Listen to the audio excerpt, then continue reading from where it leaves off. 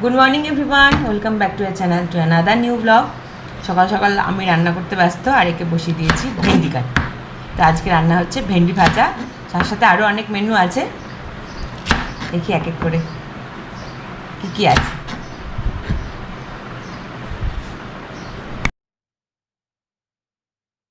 তো সকাল সকাল উঠে শুরু হয়ে গেছে রান্নার প্রিপারেশন। তো এটা চলছে ব্রেকফাস্ট, এখানে হচ্ছে লাঞ্চ। এটা আজকে হবে মুসুরির ডাল, বয়েল করতে বসিয়েছি। তার সাথে ঘুগনি হবে, সেটা আমি চপারে চপ করে নিয়েছি, মটরটাকে বয়েল করে নিয়েছি।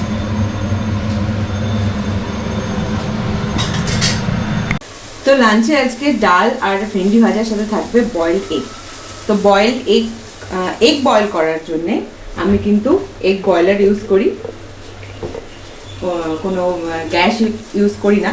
আমি এই বয়লারটা প্লাগে লাগিয়ে এরকম একটা কাপ রয়েছে, এটার সাথেই 1 কাপ মতন জল দিয়ে দিই, যে কোয়ান্টিটি ডিম তোমরা বয়েল করতে চাও। ডিমটা দিয়ে দিলাম, ঢাকা লাগিয়ে দিলাম। মেক শিওর এই দুটো যে হোল রয়েছে, এটা যেন যে দিক দিয়ে ভেন্টিলেশনের জায়গা আছে সেটার দিকে রেখো, নইলে ভেপারটা অন্যদিকে চলে যায়। দিয়ে সুইচ দিয়ে দিচ্ছি। হয়ে গেলে এই লাল কালারের যে সুইচটা রয়েছে এটা অটোমেটিক বন্ধ হয়ে যাবে।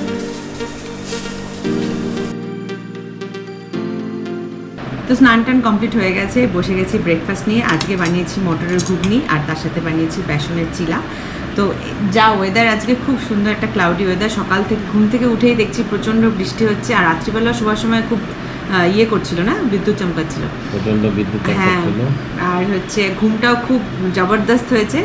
আর হচ্ছে ঘুম থেকে উঠে দেখছি প্রচণ্ড বৃষ্টির। এই ব্রেকফাস্টের সাথে না 1 কাপ চা হলে আজকে দিনটা জমে যেত, বাট সেটা আনফর্চুনেটলি সেটা আর পসিবল না এখন। আর সকালবেলা আমরা এমনিতেও চাটা খুব একটা খাই না, পরের বেলাটা খাই। আর হচ্ছে আর এখন সময়ও নেই, অফিসের জন্য দুজনকে বেরিয়ে যেতে হবে। তো ঝটপট ব্রেকফাস্টটা করে নিই আজকে। না, এটা দিতে হয়, নেগেটিভ ব্লাড থাকলে দিতে হয়। এটা আমরা জেনারেলি দিই ডেলিভারির পরে। আচ্ছা, ডেলিভারি যাই হয়ে গেল, ম্যাডাম বলেছে এখন আবার পরেও দুটো দিতে বলেছে, একটা দিলেই হয়ে যায়। তারপরে একটাই দিতাম, ঠিক আছে, এটা প্রিকশন থাকলো, ভালো জিনিস, খারাপ কিছু না। দামটাও ভয়ানক নেয়, অনেকটা টাকাই দাম, অনেকটা টাকাই দাম। না, এগুলি তো বড় দিয়েছে একেবারে। দেখো আসতে একবার ব্যাক ফ্লো করিও। হ্যাঁ, ঠিক আছে, বেশি না। হ্যাঁ, বাস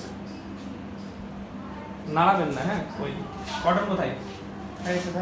গুড আফটারনুন সবাইকে। চলে এসেছি অফিস থেকে, তো নিয়ে বসে পড়েছি লাঞ্চ। আজকের মেনুতে আছে ভাত, আমরা কিন্তু সাদা ভাত খাই না, এটা ব্রাউন রাইস।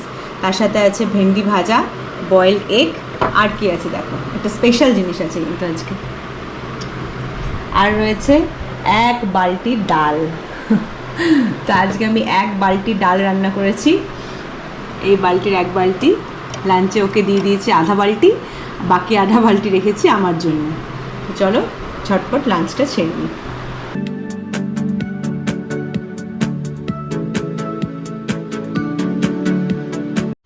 তো সন্ধে তো হয়ে গেছে, তার সাথে আমার নিজের জন্য গরম গরম চাও রেডি আছে। আজকে আমি আমার নিজের জন্য শুধু চা বানিয়েছি, ও চা খাবে না, পছন্দও করে না। কিন্তু চায়ের সাথে টাটা কিন্তু আজকে খুবই সিম্পল, আজকে খালি আমি বিস্কিট খাচ্ছি, তো চাটা এনজয় করি।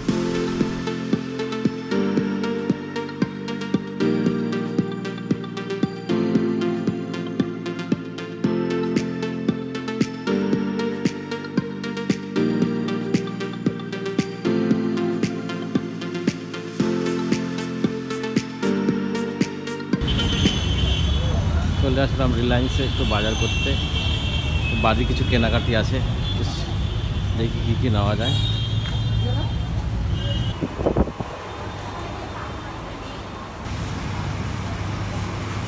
ব্রেড নিতে আসলে ব্রেড আর পাওয়া যায় না, ব্রেডের খুব অভাব রিলায়েন্সে। একটু আলু পেঁয়াজ নিয়ে নিই, আলু আর পেঁয়াজ নিয়ে নিলাম। এবার মাপা হবে।